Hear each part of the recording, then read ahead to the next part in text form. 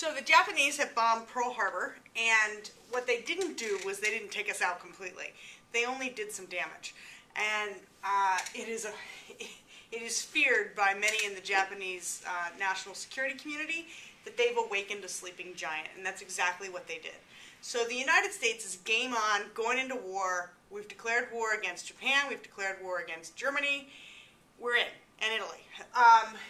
However, we can't just go after Japan right away. A lot of Americans were on board with this idea that we should go after Japan right away, right now, hard and fast, nail them. And that just wasn't going to happen because we were in what was called the ABC Agreement, which FDR had agreed with Roosevelt FDR had agreed with Churchill, not himself, that they would go into this ABC Agreement, which said basically get Hitler first.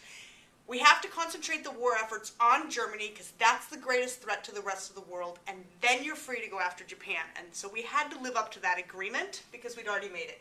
So we sent enough forces to the Pacific to contain Japan and not let them spread out imperially any further, but we couldn't go after them with everything we wanted to right away. Now, Japanese Americans unfortunately suffered pretty brutally during the war. Unlike German or Italian people of those descents living in the United States who really felt no repercussions whatsoever, the Japanese Americans did feel serious repercussions. We didn't trust the Japanese living here. We didn't want them in the communities anymore. They were particularly living out in California and that area, out west. There were 110,000 Japanese Americans living in the United States. 2/3 were American-born citizens. So they were born here, they'd never been to Japan, they had no ties to Japan other than lineage, and that was it. But still, we placed them in these internment camps. We built camps all over the desert Southwest in California that were to inter Japanese Americans in one place so that they couldn't cause any trouble. Internment camps are very similar to concentration camps, but there were no gas chambers, and they weren't death camps per se.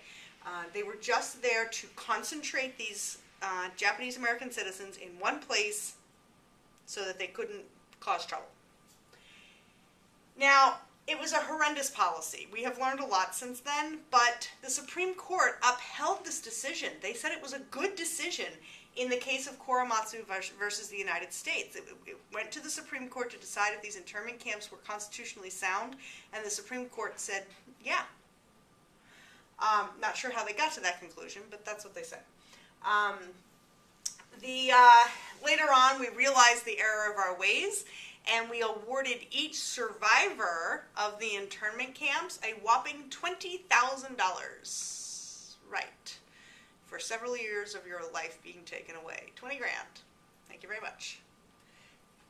1943 comes along, and Congress takes away a lot of the New Deal legislation. They get rid of the CCC, the Civilian Conservation Corps, they get rid of the Works Progress Administration, and they get rid of the National Youth Administration. So 3 very core programs of the New Deal are gone. The New Deal by 1943, it's over. There is very little on the books from New Deal legislation. Things like Social Security and unemployment still exist, but those are the long-term things. The war economy is spurred, obviously. We go to war, the economy gets a jump. So what did we produce? 40 billion bullets. I'm not even sure what that looks like. 300,000 planes. Can you imagine what it would have taken this country to produce 300,000 airplanes for this war? They took every automobile manufacturer in the United States and converted those facilities to airplane manufacturers and tank manufacturers for the war effort. Thank goodness the assembly line was here. 76,000 ships. What? These are extraordinarily high numbers. 86,000 tanks, 2.6 million machine guns. Unbelievable wartime productivity. Henry J. Kaiser was known as Sir, I love this, Sir Launch-A-Lot. He was the master shipbuilder in the United States. If there was a guy who could produce and design and engineer a ship, he was it. He had these great visions on the ships, and love the ironic last name of this guy, Kaiser. The War Production Board oversaw all this production and the retooling of all these factories, from automobile manufacturers to tank and plane manufacturers. The workers, which we're going to talk about in a minute, they would have to come from a different source. And then the Smith-Connolly anti-strike law. So a lot of union guys, particularly John Lewis, who was in charge of the United Mine Workers, they were really upset because there was a cap on salaries. Because you were now working for the benefit of the federal government and for the war effort, there was a cap on salaries. And union workers were really upset about that because they felt like, you know, why are you capping our salaries when you really need us? Like, this is the time you should be unleashing our salaries. That didn't happen. So a lot of guys tried to go out on strike, and this law forbade that. This was definitely an anti-union, anti-strike law. And it gave courts the right to issue an injunction. It also gave federal troops the ability to march in and take over various factories. Now, where did we get the manpower from? Well, we didn't just get manpower, we got woman power too. So 15 million men enlist to go off to war. 15 million workers from this country are out of the factories. So where the heck are we going to get the fulfillment to meet the needs of these factories? Well, we're going to get it from women.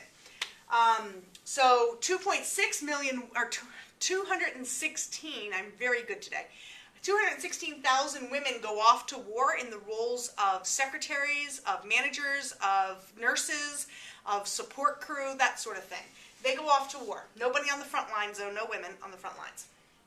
The workforce obviously takes a hit. It's going to go down. And 6 million women are going to go into the factories to take the places of the boys who had left. This is where we get the whole notion of Rosie the Riveter. Rosie the Riveter was the woman who had her muscles flexed and the bandana and the denim shirt on, and she's ready to go off to the factories to go to war. So that was Rosie the Riveter.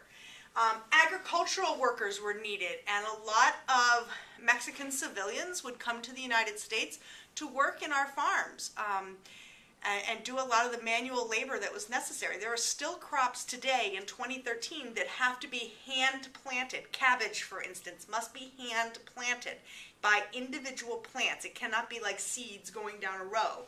It has to be little tiny plants that you put in the ground by hand. It also has to be cut by hand. Off of the head of cabbage has to be cut off the stem by hand. So this is not an easy task. We need workers to do these kinds of things. Tomatoes, you don't harvest tomatoes with a combine or you wind up with tomato sauce.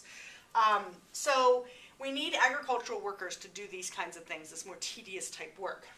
They have to come from somewhere.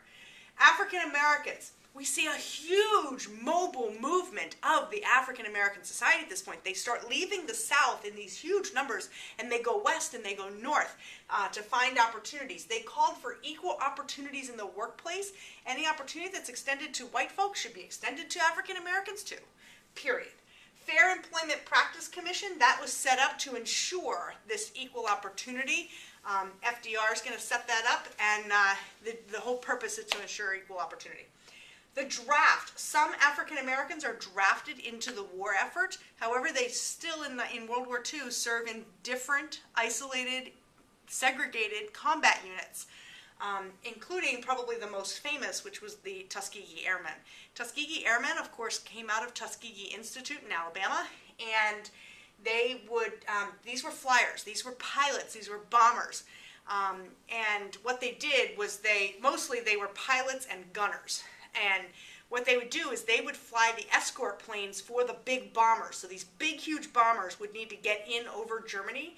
And the Germans knew that if they just kept a smattering of fighter planes out on the outskirts of their border, they could generally hit the bombers because they were slow. They had huge payloads. Well, these guys, the Tuskegee Airmen, were sent in to escort the bombers into Germany to surround them, to take on the dogfighters. And at first, it was all white pilots that were used to escort because the white bomber pilots didn't want the black pilots to escort them. They didn't think they were up to the charge. When it turns out, they find out by witnessing the skill of these guys that they're really good at what they do. Tuskegee Airmen never lost a bomber. They escorted mission after mission after mission into Germany to the point where the bomber pilots started asking for the Tuskegee guys. Can we please have the Tuskegee guys? We know they're that good.